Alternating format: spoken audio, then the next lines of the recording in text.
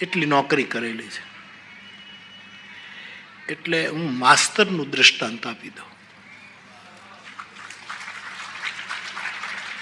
બધાએ સાંભળ્યું જ છે, પણ એક મુજરા ઓર, એક મુજરા. વડોદરા જિલ્લાનું ગામ છાણી સ્ટેશન, એની બાજુનું ગામ, નાનકડું ગામ. હું ગયો છું એટલે હું કઈ આમ ગેલસાથી ને આમ અંધશ્રદ્ધાથી એ કોઈ પણ રીતને ઘટના ઘટી હશે, પણ ભરોસો અને શ્રદ્ધા ભોળ પણ શું કરી શકે. બુદ્ધિવાળા ગણતરી કરતા રહ્યા અને ભોળ પણ એ કામ કરી નાખ્યું. બાકી એમાં ચમત્કાર છે કે આ છે કે એમાં આપણે બહુ જઈએ નહીં. મારે તો સૂરજ ઉગે એ જ મોટો ચમત્કાર. સવારના પહોરમાં સૂરજ ઉગે આનાથી મોટો ચમત્કાર કયો હોઈ શકે? અને મેન તમે જિંદગીમાં આપણા વડવાઓએ નથી કળીઓને ખીલવી શક્યા. એ પહેલું જ કિરણ એ કળીને આમ હલતી કરી મૂકે, એ મોટો ચમત્કાર છે. સૂરજ ડૂબે ત્યાં આપણી આંખમાં એકદમ ઊંઘ આવવા જાય, એ મોટા ચમત્કાર છે. ને ઉગે ત્યાં એ કેમ કે હવે તું ઉગ અને આપણે આળસ મળી. આ બધા ચમત્કારો છે. બીજા કયા ચમત્કારો જોઈએ? એટલે આ વાત બુદ્ધિમાનને ગળે નહીં ઉતરે.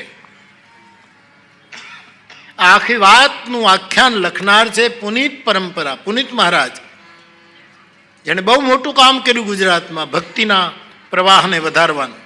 મારી દૃષ્ટિએ એમણે આખ્યાનના રાગોમાં રામચરિત માનસનું સમશ્લોકી કર્યું. પુનિત રામાયણ, આખું રામાયણ એમને જનકલ્યાણમાં એના પ્રકરણો આવતા હતા. એના ભક્ત રામ ભક્ત, એમના શિષ્ય પટ શિષ્યમાંના, એમણે મનસુખરામ માસ્તરનું વ્યાખ્યાન લખ્યું. મેં એમના જ મોઢે સાંભળેલું. બહુ આ છોકરાઓને ખબર છે, પેલા જ્યારે કથામાં બહુ પ્રેમ કરતા આવતા, પણ મેં સાંભળેલું. એમાંથી જેટલું મને યાદ રહ્યું એ પછી મને ગમ્યું એટલે હું કહેતો રહ્યો. મનસુખરામ માસ્તર બ્રાહ્મણ, એમના ધર્મપત્નીનું નામ ઉજમબાઈ. ઉજમબાઈ એમના ધર્મપત્ની, સંતાન નહોતું, અને પ્રાઇમરી પ્રાથમિક શાળાના આ શિક્ષક હતા.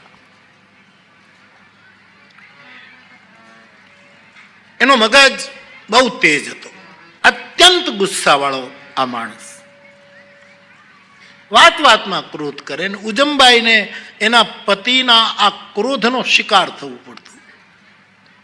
અતિ ક્રોધી, સાથોસાથ અત્યંત અનિશ્વરવાદી બ્રાહ્મણ હોવા છતાં ઈશ્વરમાન, સંતમાન, શાસ્ત્રમાન ક્યાંય માને જ નહીં. બસ એક પ્રકારનો રેશનાનિષ્ઠ જોઈ લો, અથવા તો કેવલ કોરો કર્મશીલ જોઈ લો, એક્ટિવિસ્ટ માની લો.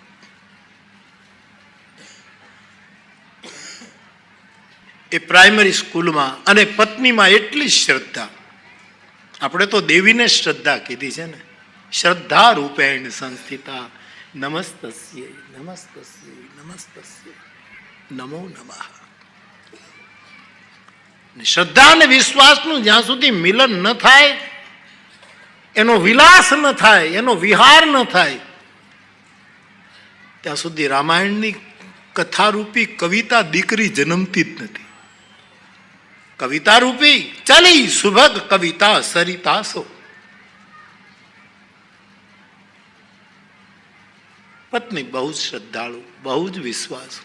ડાકોર નજીક એટલે તમામ સંપ્રદાયના સાધુઓ ક્યારેક ડાકોરના દર્શને તો આવે. જેમ આપણી મહત્વની પૂરી આ બધે દર્શન કરવા જાય એમ ડાકોર પણ લોકો આવે. સોમનાથ આવે, દ્વારકા આવે, પછી ડાકોર પણ આવે, શામળાજી પણ આવે, અંબાજી પણ જાય, ગિરનાર તો આવે જ.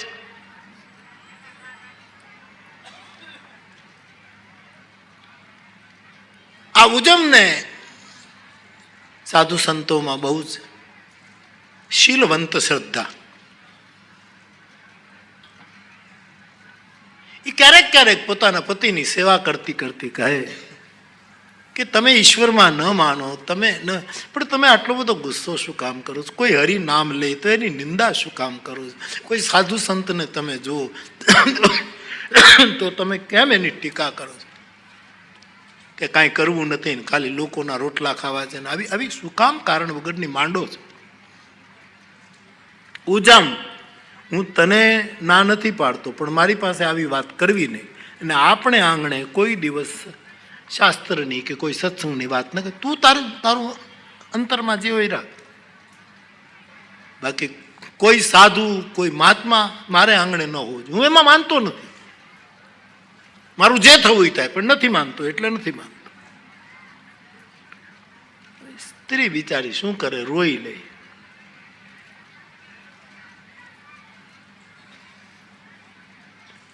એમાં એકવાર માસ્તર નિશાળમાં છે અને અયોધ્યાના સાધુઓની મંડળી ડાકોરના દર્શન માટે આવી. અને સાહેબ એ આ ગામથી પસાર થઈને બપોરનો 11-1 સવારનો સમય, ભોજનનો સમય થયો હતો. અને મહાત્માઓએ પૂછ્યું કે આ ગામમાં કોઈ વૈષ્ણવનું ઘર? અમે અયોધ્યાના છીએ, સ્વયં પાકી છીએ, હાથે જ બનાવીએ, પણ કોઈ આપણે ત્યાં, મેં ગઈ કથામાં તમને કહ્યું હતું કે અતિથિ સાધુ આવતા નહીં, કોને ત્યાં રોકાતા એનું આખું એક લિસ્ટ છે. બાબા, ગૌશાળામાં રોકાય, મંદિરમાં રોકાય, એમાં એક નામ છે કુંભારને ઘરે રોકાય. શાસ્ત્ર સિદ્ધ વસ્તુ, કુલાલ શબ્દ આવ્યો છે. કુંભારને ત્યાં અતિથિ અભ્યાગતના ઉતારા હોય. મારી સાંભળણ સુધી કોઈ પણ સાધુ આવે ને પૂછે ગામમાં કોઈ પ્રજાપતિનું ઘર છે, એને ઘરે સાધુ રોટલો ખાવા જાય. આવી એક આપણે ત્યાં પ્રથા હતી. અથવા તો સાધુ બ્રાહ્મણ હોય તો એને ઘરે. હવે ગામમાં અમુક માણસો તો, અમુક નહીં, ઘણા ભાગ ઈર્ષાળુ, દ્વેષ, એટલા માસ્તરનો દ્વેષ કરે કે આ માણસ, અને એ બીજા એના મતનાય કર્યા કે આ ડાકોર છે એટલે સાધુ સંતો આવ્યા જ કરે ને આપણે રોટલા આપવા પડે ને આ ગામ રસ્તામાં પડે ને આમ ને તેમ ને, એટલે એને ક્યાંય ગમે નહીં. એમાં સાધુઓનું ટોળું નીકળ્યું. ગામના ચોરા ઉપર આવા દ્વેષ કરનારા ને થોડાક મજાકિયા ને બીજાને ઉડાડનારા ને એ જેના અવતારકારીઓ હતા એવા લોકો કાયમ ત્યાં બેઠતા. એનું કામ હજી હોય, એનું અવતાર કાર્ય ગણાય. એ મરે ત્યાં સુધી નિર્વાણ ન પામે ત્યાં સુધી મૂકે નહીં. એમ જ આકાશને આટલા બધા બારે મેઘ ખાંગા થાય, આટલો મોટો વરસાદ પડે, પણ ધરતીને હરિયાળી કરી દે. આકાશમાં એકેય ફૂલ ન ઉગે. વર્ષા જ કરો ને, એમ તમે કથાઓમાં વર્ષા જ કરો ને, ઘણામાં કાંઈ ઉગે જ નહીં. નભ કુસુમ જેને સંસ્કૃત કહે છે. ફલાય ન બેત જતપી સુધા બરસઈ, મૂર્ખ હૃદય ન ચેત, ગુરુ મિલે વિરંચી. એમાં પેલા મંડળના મહંત ને ઉર્ધ્વ પુંડ કરેલા ને વૈરાગી સાધુઓ, સફેદ ને તુલસીની માળાઓ ને એ વખતના સાધુઓ નીકળ્યા. 4-5 જણા બેઠા હતા. ભગત જય સિયારામ બાપू,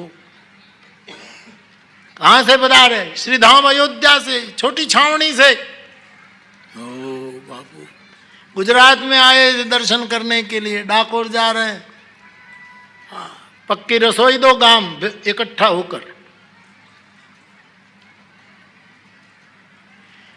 અથવા તો કોઈ ઘર બતાવો એવું કે જ્યાં સાધુને ભોજન મળે, ઉતારા મળે.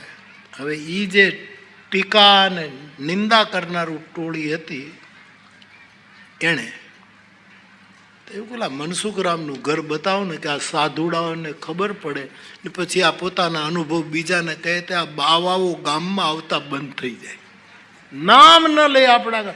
એટલે કીધું કે એક જ પરમ ધર્માત્મા, ઓહો સનાતન ધર્મનો બંધો 24 કલાક હરિનામનું ભજન કરે, સાધુ સંતો માટે પ્રાણ આપી દે, બીજાને ખવડાવીને જ ખાય. માર ખવડાવીને થાય તો માર એવો એવો છે. કોણ? બ્રાહ્મણનું ખોળ્યું છે, પણ ગજબનો બ્રહ્મ દેવતા ટીકા કરી. એના ઘરે બધાને અતિથિને ભોજન મળે છે. મહાત્માઓ તો સરળ હૃદય. એનું ઘર ક્યાં છે એટલે એક જણો ઘર બતાવવા ગયો. દૂરથી કીધું આ ખડકી એની છે.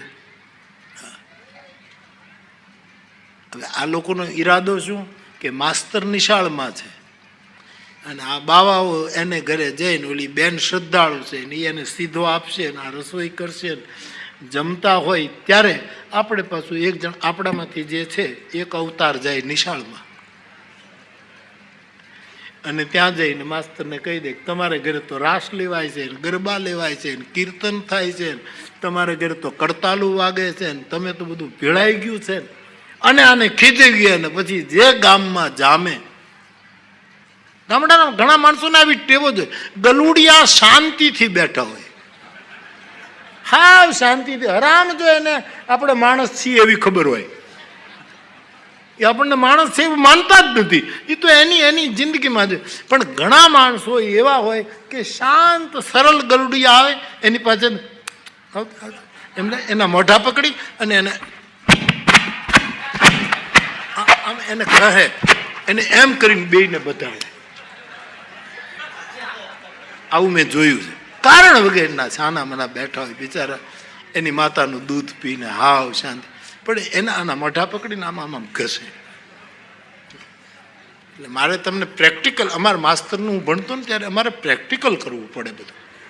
એમનો મોઢે નહીં, અમારે પાઠ પ્રેક્ટિકલ આપવો પડે. હા, અમારો શિક્ષક પ્રેક્ટિકલ પાઠ આપવા જાય બીજી સ્કૂલમાં ત્યારે એક શિક્ષક હતો. એ કહે કે જો વિદ્યાર્થીઓ આ ટેબલ ઉપર જે મેં મૂક્યું છે એ શું છે? કે સાહેબ શીશો છે. શીશો છે? અચ્છા, એમાં જે મેં ભર્યું છે તે શું છે? સાહેબ પાણી છે.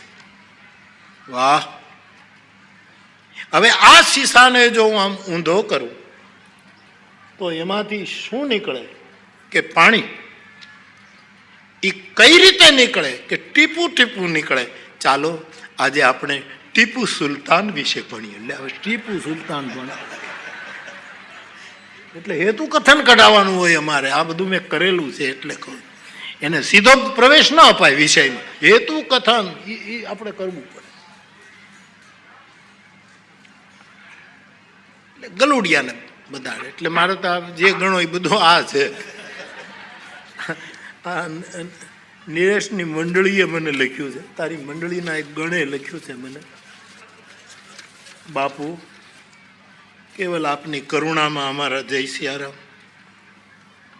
જે માઇકને પોતાની વાણી હોત તો તે કંઈક આવું. આ માઇકને જે તમે દશા કરો છો એ આનો પક્ષ લીધો. રોટલો મારો ખાય છે. દુનિયા બદલી ગયો ભાઈ. મારો એટલે વ્યાસપીઠનો. આપણો શું, આપણે માંગીને ખાતા હતા યાર. બાપુ જો માઇકને વાણી હોત, આ માઇકને, તો એ કંઈક આવું બોલત. આ એવું બોલત. આ છે વ્રજવાણી નહીં, માઇક વાણી. આ શું કહેત મને? બાપુ પેઢીઓથી અમે તમારી સાથે ખોડાણા છીએ. અમારી પેઢીઓની પરંપરા વ્યાસપીઠનો પડ્યો બોલ ઝીલે છે. પડ્યો બોલ અને લોકો સુધી પહોંચાડે છે. તમે ક્યારેક અમારા ઉપર માળા મૂકી દો છો, ક્યારેક મૂળા પણ મૂકો છો. વાહ, ક્યારેક ટ્રકનો ગેર બદલે એમ તમે આનો ઉપયોગ કરો છો. ક્યારેક શંકર ભગવાનના નંદીનું પૂંછ હોય એમ તમે પેલું કરો છો. મારો માલિક નિલેશ અને તેના ગણો અમે માઇક વાળા તરીકે જ બધા અમને ઓળખે છે કે આ બધા માઇક વાળા છે. તમે અમને થપાટો મારી,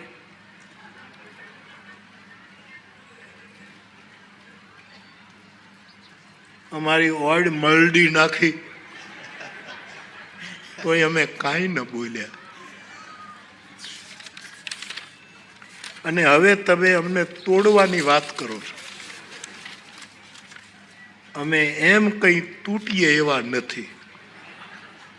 અમે જાણીએ છીએ કે તમે પણ અમને નહીં તોડો, કારણ કે અમને ખબર છે કે વ્યાસપીઠનો સ્વભાવ તોડવાનો નથી, જોડવાનો. નિલેશનો એક ગણ, અનામી ગણ, એટલે આ મને યાદ આવી ગયું કે હવે ઓલું ગલુડિયાની વાત કરી. એટલે અમુક લોકો ઓલાને આમ ચડાવે, ઓલાને આમ ચડાવે, એવું જ કામ કરતા. પછી નિશાળમાં જઈને આપણે કહી આવીએ અને ખીજાળ માસ્તર ઘરે જાય તો જુઓ પછી જામે.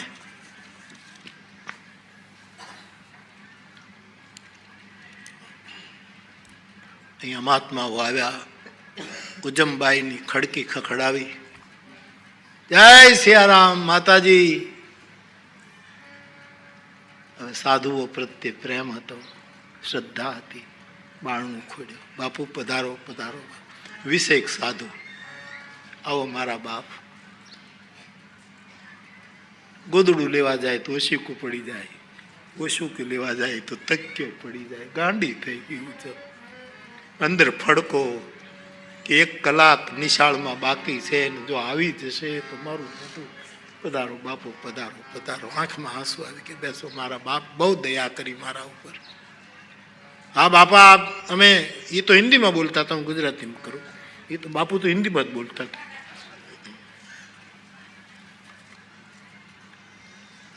हमें भोजन करना है, ठाकुर जी को भोग लगाना है, और हम किसी के हाथ से पाते नहीं, हम स्वयं पाकी है. हाँ,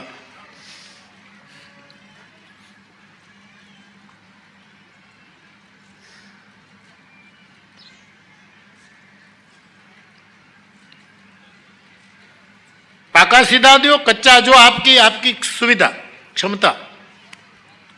હવે મનમાં તો ભાવ હતો કે મારે ઘરે આવ્યા છે તો દૂધ પાક બનાવે કે કંઈક બનાવે કે જે ઘરમાં કંઈ પાકા સીધા લાપસી કે ચૂરમું કે જે કંઈ થાય હું સુલભ બધા પદાર્થો હતા. એને કીધું કે બાપુ પધાર્યા છો તો પછી પાકો સીધો જ આપકો કે તો પછી અમે વણી નાખીએ ને ચૂરમું કરી નાખીએ ને.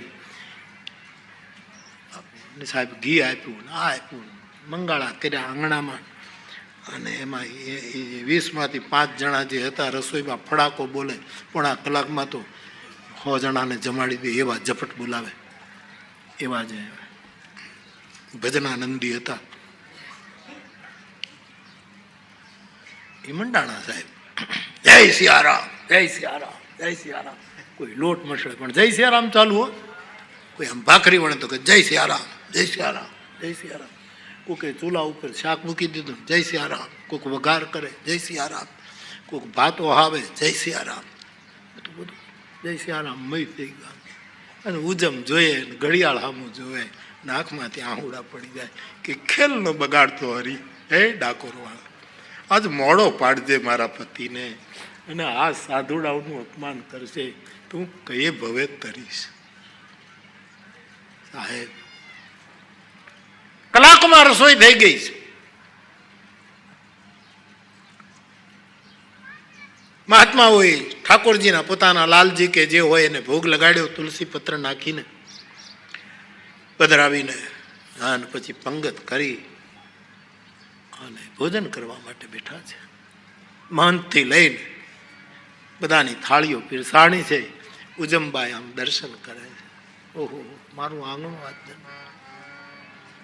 પણ તેડાતા હે.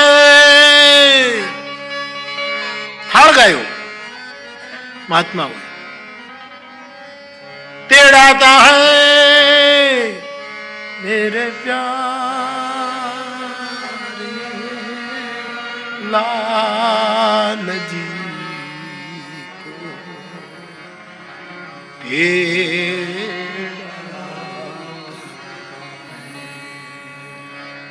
केड़ाता है मेरे प्यार।